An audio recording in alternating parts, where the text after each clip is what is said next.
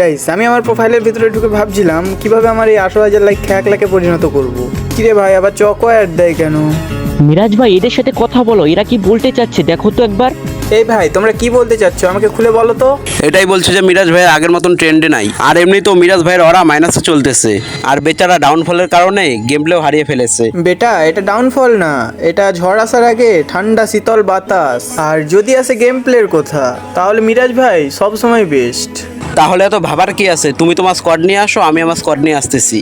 আরে ভাই, তোদের মতো প্লেয়ারকে মারার জন্য আবার আমার স্কোয়াড দরকার? আমি একাই তোদের জন্য কাফি। চলে আয়, কাস্টমে আয়।